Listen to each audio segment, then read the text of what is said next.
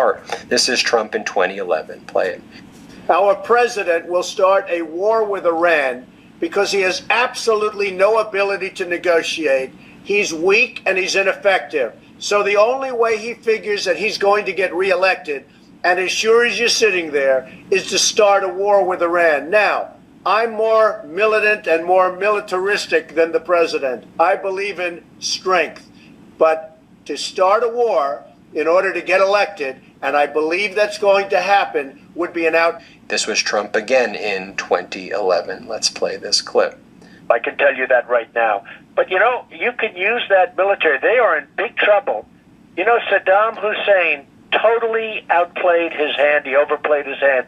Gaddafi overplayed his hand. They see that in Iran, and you know what? It's going to happen to them unless they come to the table. And if you had the right leader, they would. You would have them at the table right now without having to waste lives and billions of dollars.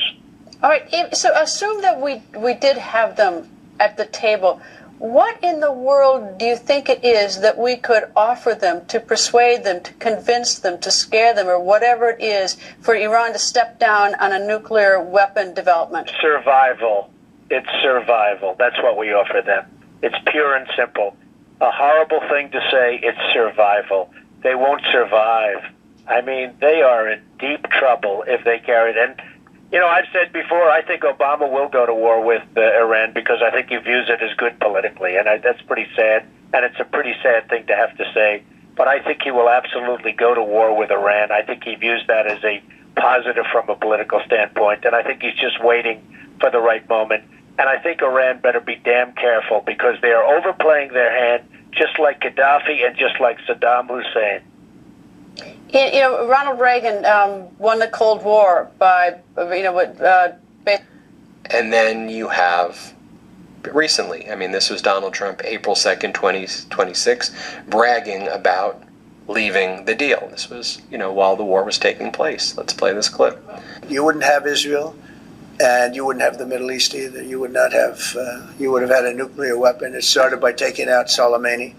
Then I terminated the Iran nuclear deal that was given to us by Barack Hussein Obama. And then you had Donald Trump sycophants like Pete Hegseth going on morning shows yesterday to try to justify how this is somehow better than Obama. And you'll see just how undisciplined, how immature someone like a Hegseth and the Trump regime is. So here's what he says about why their deal is different than Obama's deal. Let's play it. Right. Well, as I understand it, the first part of this deal would involve the clearing and reopening of the Strait of Hormuz. How quickly will the U.S. blockade on Iran end? How quickly will they be able to sell their oil? Immediately is what the president has said, and that'll be our expectation of the Iranians. Is that so it's tomorrow not us that, you'll end the blockade if they sign it.